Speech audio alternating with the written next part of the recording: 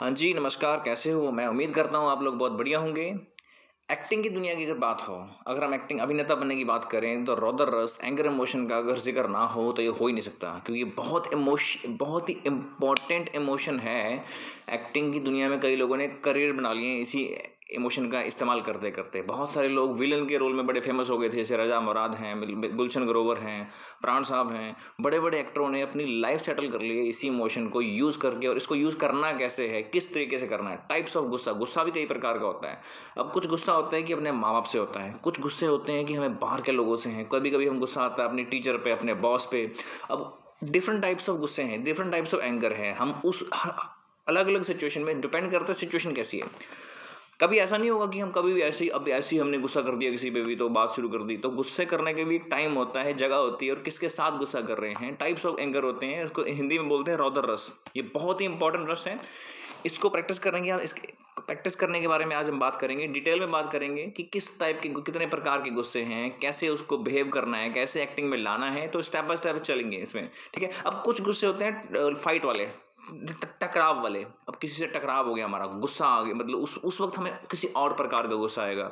For example अगर हमारे बच्चे ने होमवर्क नहीं किया स्कूल का या वो पेपरों में फेल हो गया, तब हमें टकराव वाला नहीं किसी और टाइप का गुस्सा आएगा, रिस्पॉन्सिबिलिटी वाला गुस्सा आएगा। तो गुस्से हो पता सबको होता है कि एंगर इमोशन है, रौदर रस है, लेकिन उसको परफ़ॉर्म कैसे करना है, किस सिचुएशन पे करना है और किस तरह से करना है, वो किसी बहुत कम लोगों को पता होता है। आज हम स्टेप बाय स्टेप उसी बारे में बात करेंगे। इस इमोशन में ना लय ताल हमारी थोड़ी-सी तेज़ हो जाती है और क्या होता है कि इसको दिखाने के लिए ना हमें ऑब्वियसली हम कभी-कभी हड़बड़ाना शुरू कर देते हैं और अब ज़ोर से आवाज़ निकल जाती है, ज़ोर से बोलना शुरू कर देते हैं।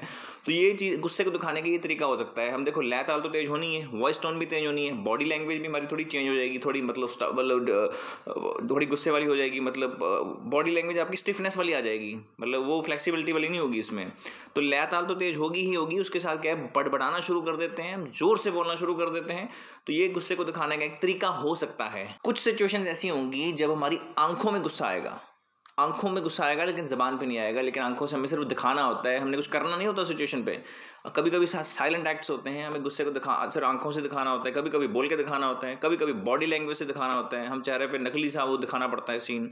तो कभी-कभी सीन ही ऐसा आपको मिल जाएगा कि आपको चेहरे पे कुछ और दिखाना है और बॉडी लैंग्वेज में कुछ और होगा और ज़बान पे कुछ और होगा। तो वो डिपेंड करता है कि आपकी स्टोरी लाइन क्या है, आप किससे बात कर रहे हैं, कितनी एज का करैक्टर है आपका और करैक्टर कौन-सा है। मतलब गुस्सा दिखा रहे हैं कौन स देखो रियल लाइफ़ में सभी को कभी न कभी गुस्सा आया होगा।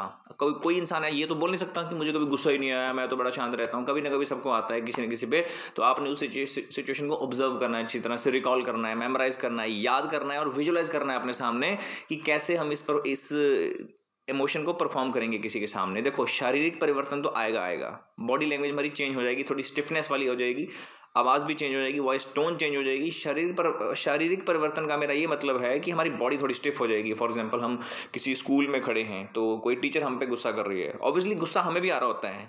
हम उस वक़्त ज़बान से बोल के नहीं दिखाएँगे टीचर को, लेकिन हमारे आँखों में या अंदर से हमें गुस्सा आ रहा होता है। हम मैम को सामने से सॉरी मैम बोलते रहते हैं, लेकिन अंदर से हमें बहुत गुस्सा आ रहा होता है कि यार ये मेरी टीचर ना होती, मैं ये कर देता, मैं वो कर देता। इस तरह की बातें दिमाग में आना मतलब कोई बहुत बड़ी बात है, सबके ही आती हैं। मतलब आती ही होंगी आपके मन में भी। तो ये चीज़ें आपने ध्यान में रखनी है कि आप कैरेक्टर कौन-सा प्ले कर रहे हैं। गुस्सा कोई भी कर लेगा, रौदर रस है, एंगर इमोशन है, कोई भी इसको परफ़ॉर्म कर देगा। लेकिन किस सिचुएशन पे करना है, कैसा करना है, कितनी वॉइस चेंज देखो इसकी भी परसेंटेज होती है। अगर आपको 50% गुस्सा दिखाना है तो आपकी सिर्फ़ बॉडी लैंग्वेज में दिखेगा। अगर 70% तक दिखाना है तो आपके मतलब आँखों में ही दिखेगा। अगर बहुत ज़्यादा गुस्सा दिखाना है तो आपको मतलब आवाज़ में दिखेगा, आवाज़ तेज़ हो जाएगी, आवाज़ आपकी फड़फड़ाने लगेगी, मतलब आप थोड़ा फंबल मारने शुरू हो जाएगी जैसे। थोड़ा वो चीज़ें होती हैं अब ग कुछ गुस्से वाली सिचुएशन ऐसी ऐसी होती हैं जहाँ पे हम गुस्सा कर नहीं सकते, हमारे अंदर चल रहा होता है, दिखा नहीं सकते। सबसे पहले हमें ये जानना है कि अंडरलाइंग कॉज़ ऑफ एंगर क्या है?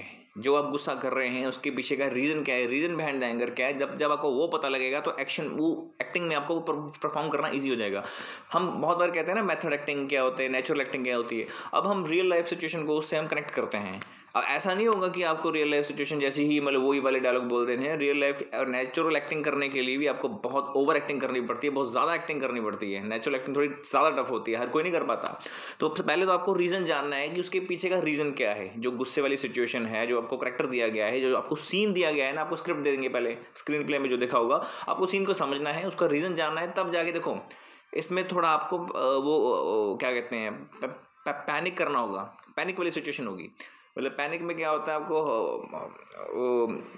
जल्दबाजी में सीन करना पड़ेगा, ठीक है, हड़बड़ाहट में सीन करना पड़ेगा। सीन से देखो, सीन में आपको पैनिक करना होता है, लेकिन आपको रियल लाइफ में जो करेक्टर से पहले का जो सीन परफॉर्म करने से पहले जो 5-7 मिनट का समय होगा, उसमें आपको पैनिक नहीं करना है, उसमें आपको रिलैक्स रहना भी बहुत जरूरी है। जब आप रिलैक्स रहेंगे तभी आप अपना सीन परफॉर्म कर पाएंगे। ऐसा मत करिए कि आप रियल लाइफ में अपना मेथड एक्टिंग करना चाहते हैं कि रियल लाइफ में थोड़ा पैनिक हो जाएंगे, तो आप सीन भी आपका वैसे ही खराब हो जाएगा।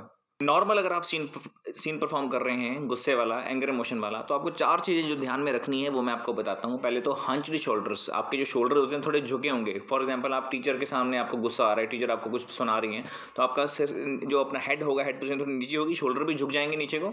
तो आपको अंदर से गुस्सा आ रहा है, वो साइलेंट वाला गुस्सा होगा, उसमें आपको बोलना कुछ नहीं है, लेकिन आपको अंदर से बहुत गुस्सा आ रहा होगा। आपको पनिशमेंट, ऑब्वियसली टीचर आपको जलील कर रहे हैं, पनिशमेंट दे रहे हैं, तो आपके शोल्डर थोड़े डाउन हो जाएंगे और आपकी जो फिस्ट है वो क्लिंच्ड हो जाएंगी, बंदी हुई मुट्ठी। ऐसे आप मतलब आप कुछ कर नहीं सकते, आपके हाथ बंधे पड़े हैं। आपको दिल तो ये कर रहा है कि मैं ये भी कर दूंगा, मैं वो भी कर दूंगा, लेकिन आप कुछ कर नहीं पा रहे हैं। इसमें इसका ये मतलब होता है कि आपका मुट्ठी आपकी बंद हो जाती है। ऑब्वियसली सीन में आपको समझाया जाएगा किस टाइप का परफॉर्म है, हो सकता है आपकी मुट्ठी दिखे ही ना, लेकिन अंदर से आपको दिखाने के लिए, वो इमोशन दिखाने के लिए, अपनी बॉडी लैंग्वेज में दिखाने के लिए आपको वो करना पड़ेगा। और जो थर्ड पॉइंट है वॉइस टोन। वॉइस टोन तो हमेशा ही चेंज होती है। जब हम किसी से प्यार से बात करते हैं तो किसी और तरीके से करते हैं, रिलैक्स होकर करते हैं। गर्लफ्रेंड से गुस्सा करते हैं, किसी और टाइप का करते हैं। टीचर से करते हैं, किसी और टाइप का करते हैं। दोस्तों से करते हैं, किसी और टाइप का करेंगे। और अपने माँ बाप से करेंगे, किसी और टाइप का करेंगे। ऑब्वियसली अगर आपकी पुलिस वालों से रास्ते में लड़ाई होगी तो किसी और टाइप का गुस्सा होगा। तो हर गुस्से की मतलब अलग अलग ऑप्शंस हैं, अलग अलग तरीके होते हैं गुस्सा परफॉर्म करने के, एक्टिंग परफॉर्म करने के। सीन को समझना बहुत ज़रूरी है, आपको स्टोरी को समझना बहुत ज़रूरी है इससे पहले। तो ये 3 चीज़ें मैंने आपको बताई हैं। एक और पॉइंट है, मतलब अपना टाइट लिप्स। आपके लिप्स हैं बहुत वो हो जाएंगे टाइट, बंद। जब आप गुस्सा आप बोल नहीं पा रहे हैं कुछ, आपको लिप्स को टाइट कर लेना है।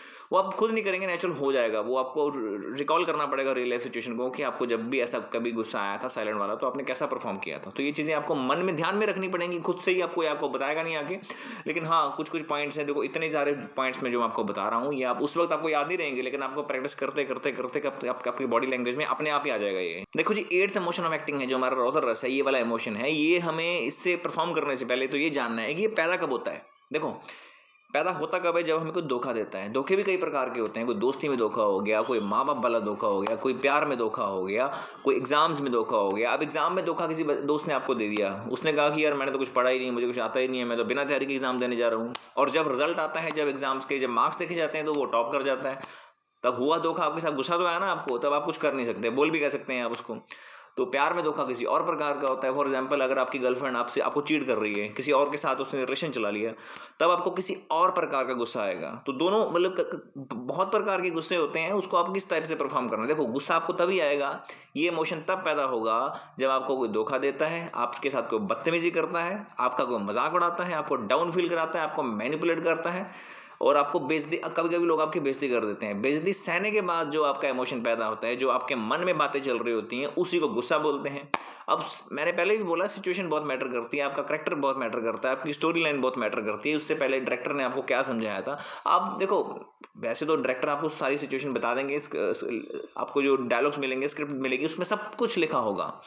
फिर भी आपके मन में कोई सवाल है तो आप पूछ सकते हैं, बिना किसी संदेह के एडी से पूछ सकते हैं, तब आप जाके परफॉर्म कर पाएंगे। परफॉर्म तो कर लेते हैं एक्टिंग में। देखो एक्टिंग बहुत वास्ट फील्ड है, बहुत बड़ी फील्ड है। इसको आपको सारी जिंदगी आप कुछ ना कुछ सीखते रहेंगे, तब जाके आप अच्छे से परफॉर्म कर पाएंगे।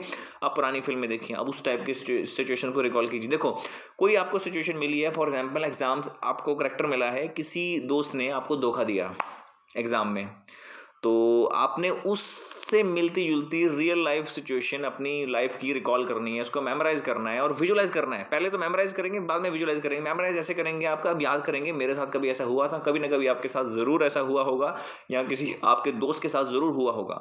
तो आपने उस सिचुएशन को याद करना है, तब जाके आपको समझ आएगा कि ये कैसे होगा।